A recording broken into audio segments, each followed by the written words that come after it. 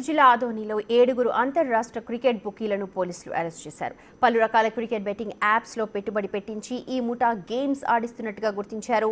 91 లక్షల రూపాయల నగదు, 7 మొబైల్ ఫోన్లను నిందితుల నుంచి స్వాధీనం చేసుకున్నారు.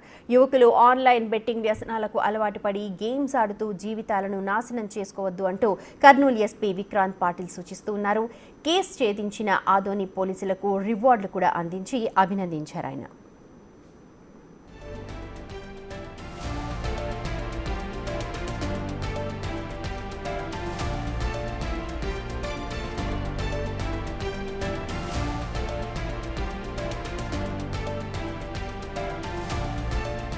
ఐపీఎల్ సీజన్లో క్రికెట్ బెట్టింగ్ గురించి మనం చాలా వింటూ ఉంటాము.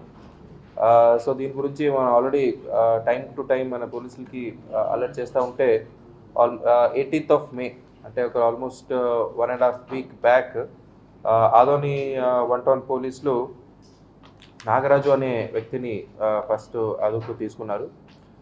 అతని దగ్గర ఒక ఆల్మోస్ట్ అతను బెట్టింగ్ పంటలాగా పనిచేస్తున్నారని ఇన్ఫర్మేషన్ మీదుగా అతన్ని అదుపులో తీసుకుంటే అతని దగ్గర 50,000 క్యాష్ సీజ్ చేయడం జరిగింది. ఆ తర్వాత అతను ఇచ్చిన ఇన్ఫర్మేషన్ వరకు ఓకే ఇది ఒక గ్యాంగ్ లాగా ఉందని స్పెషల్ టీమ్స్ ఫామ్ చేయడం జరిగింది. సో ఆ స్పెషల్ టీమ్స్ మన దగ్గర ఉన్న టెక్నికల్ ఎవిడెన్స్, తర్వాత వెబ్సైట్ ఎక్కడెక్కడ యాక్సెస్ చేస్తున్నారు ఎవిడెన్స్ బిల్డ్ చేసుకుంటూ వెళ్తే ఈ టీం అంటే ఈ గ్యాంగ్ మొత్తం ఒక 4, 5, 6 వెబ్సైట్స్ అంటే ఆన్లైన్ బెట్టింగ్ లాగా నేషనల్ ఎక్స్చేంజ్ 9 అని, తర్వాత రాధే ఎక్స్చేంజ్ అని, వజ్ర ఎక్స్చేంజ్ అని, నేషనల్ 777 ఎక్స్చేంజ్ అని, మోర్ ఎక్స్చేంజ్ అని, ఇలా ఇంకా రకరకాల యాప్లో బెట్టింగ్ నడుస్తున్నారు అని మనకి ఇన్ఫర్మేషన్ వచ్చింది. సో మన టీమ్స్ హైదరాబాదు, బెంగళూరు, ఒంగోలు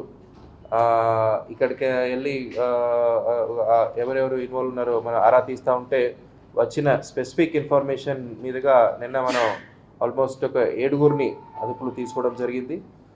ఈ 7 దగ్గర 91 lakh క్యాష్, ఈ బెట్టింగ్ రిలేటెడ్ క్యాష్ ఏముందో సీజ్ చేయడం కూడా జరిగింది. IPL season